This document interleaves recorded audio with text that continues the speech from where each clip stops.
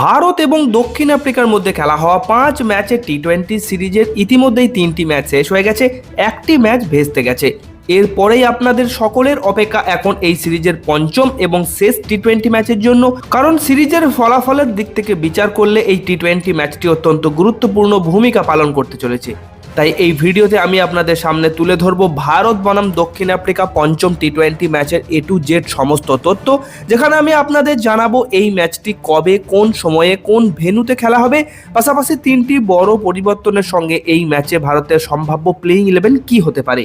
সম্পূর্ণ বদলে যাবে ভারতের প্লেইং 11। তাই ভিডিওটি শেষ পর্যন্ত অবশ্যই দেখবেন। ভিডিওটি লাইক ও শেয়ার করতে ভুলবেন না। নিচে দেওয়া সাবস্ক্রাইব বাটনটি ক্লিক করে পাশে থাকা নোটিফিকেশন বেলটি অবশ্যই প্রেস করে দেবেন।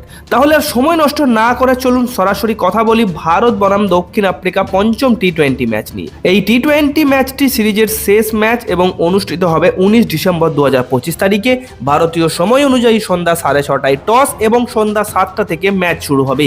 ভেন্যু হিসাবে নির্ধারিত করা হয়েছে আহমেদাবাদের নরেন্দ্র মোদী ক্রিকেট স্টেডিয়াম। ভারত ও দক্ষিণ আফ্রিকার চতুর্থ টি-20 ম্যাচটি ভেস্তে যাওয়ার পর সিরিজের ফলের জন্য অপেক্ষা করতে হবে আমাদের পঞ্চম ম্যাচের জন্য।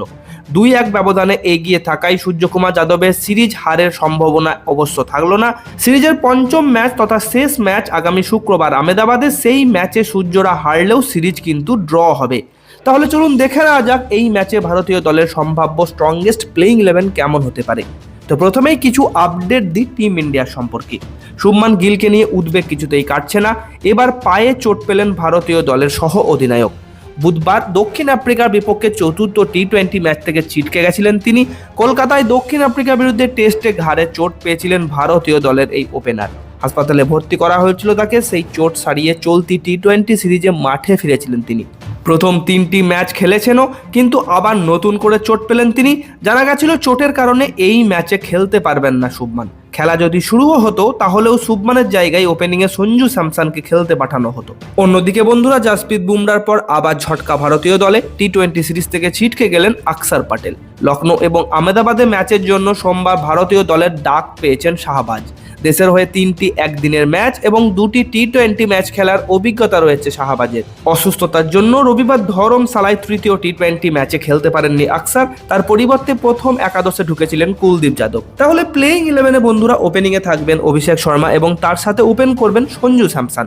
মিডল অর্ডারে 3 নম্বরে থাকবেন সূর্যকুমার যাদব, 4 নম্বরে তিলক বর্মা, 5 নম্বরে হার্দিক পান্ডিয়া। তাহলে কোনো ধরনের পরিবর্তন এখানে দেখা যাচ্ছে না। এরপর লোয়ার অর্ডারে 6 নম্বরে জিতেশ শর্মা, 7 নম্বরে শিবম দুবে, 8 নম্বরে ওয়াশিংটন সুন্দর খেলবেন।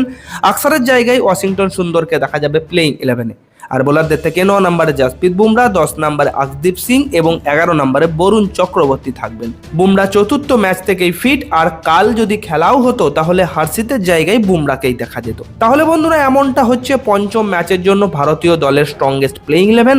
আপনার মতে বুমরা না হার্ষিত রানা, কাকে সুযোগ দেওয়া উচিত প্লেইং 11? নিচে কমেন্ট করে অবশ্যই জানাবেন। ভিডিওটি ভালো লাগলে লাইক করবেন, চ্যানেলটিকে সাবস্ক্রাইব করে পাশে থাকা নোটিফিকেশন বেলটি প্রেস করতে ভুলবেন না। ধন্যবাদ।